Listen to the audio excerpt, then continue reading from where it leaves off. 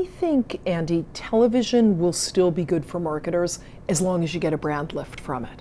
The day you stop getting a lift out of television is the day marketers won't be on television anymore. So today, we remain on television in places where we think we can have the most impact and frankly, pardon me, frankly be shifted away from the least. So that's brought us to football, it's brought us to Sunday night football, it's brought us to late night entertainment, SNL, Tonight Show. But you know, for us, live sports makes a lot of sense because you're very unlikely to shift away from it. And we've even gotten to the point where we're so deliberate that it's Sunday night football because there's no red zone at that point. You literally are just watching the game. So I think for marketers, television makes sense if you think you can A, get the audience, and B, get them at a point where they're going to hopefully stay tuned when the money you're spending and your stories are on television. I think video opportunities online are endless. I mean, our strategy is go where we think we're going to find an audience that's receptive to GE. So we're a brand that's about innovation, we're a brand about science, technology, and we are very almost peripatetic, if you will, if there's a good way to say peripatetic, in that we want our content to be places where people are going to discover it. And that could be YouTube, it could be Now This News, it could be on Facebook Live, it could be on television, but it's where we think users are going to find us. And today, what looks good on a marketing plan is rarely how people behave. You know, we can all sit there and say, okay, we're going to put something here, and that's going to cause somebody to click this and cause somebody to then go here.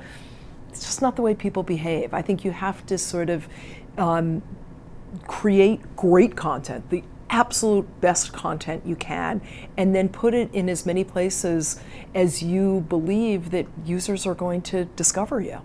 GE as a company has really transformed. You know, we have sold much of our financial services business. We're in 3 industries: health, energy, transportation, and probably most importantly, the biggest bet for the future is on what we call becoming a digital industrial company, a company that sort of sits at the intersection of physical and digital and uses software to basically turn our machines into data centers. So how long did it take me to say that? A minute, 2 minutes? So we're looking for ways to tell that story that are accessible, that are easy to understand.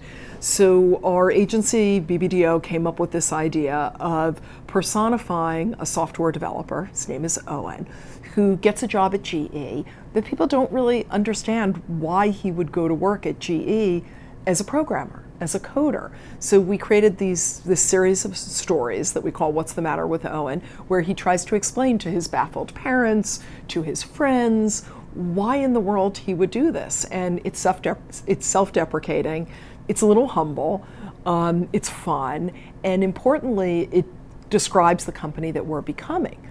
It was not a recruiting campaign. And at the same time, I think because of the message that it put out there, our recruiting is up 8-fold since we launched the campaign. So it's been quite successful. In fact, we launched a version in France last week with a French coder named Sophie, and we'll be doing a campaign in China. I think today, particularly if you're a big company, it's even more important to be human, to be accessible. In our case, to have a bit of a sense of humor. We often talk about being unexpected. You know, you expect certain things when you say GE.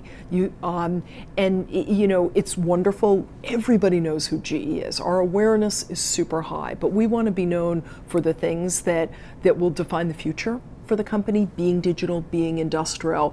So to put out a message for us, it has to be one that's memorable. And this campaign was memorable, I think, because it was easy to understand. It was humorous. It was a little bit irreverent, sort of the way 30 Rock used to be a little bit irreverent, a lot irreverent. To me, the single most powerful thing is breakthrough creative. You know, that won't be commoditized. You know, our industry is seeing terrific technology, the ability to buy media in a different way, the ability to use technology to monitor that media. All of that is great, but that will ultimately become a commodity. What I don't think ever becomes a commodity is how do you tell your story in a way that's innovative? How do you use new platforms to do it? How do you create a voice that's memorable? How do you create experiences that are memorable? So at the same time, it's sort of this dichotomy, right? At the same time that we're able to do more and more and more with technology, you sort of want technology to disappear. And for the person who is reading, watching, experiencing your brand, to do it in a way that they fall in love with the brand. And technology recedes way into the back. It's there. It's more powerful than ever, but you don't need to think about it. That's where I think we all need to be thinking. I love Cannes, but I go every other year, and that seems to work quite well for me. I'll tell you what I love about it when I'm there, and what I guess my hope is for Cannes 2016. It's singular in that brands, media, creative, technology, everybody is there and at the most senior level. So you can have sort of the best conversations in the world.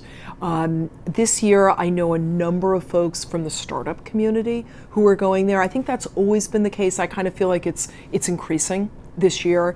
And to me, where I guess my hope for the people at Cannes is that the conversations be sort of a mixture of bedfellows, so to speak, that it isn't just giant brand and giant media company talking, but I think today it's often the small startups, it's often a new tech platform that can kind of burst on the scene. You tend to see that at places like South by Southwest, but I think there's room at Cannes for sort of a conversation where you have a variety of players around the table, and great things can come from that serendipity. So that would be something. And look, I think the other is, the beauty of Cannes is it celebrates what we all love about this industry, and that's creativity.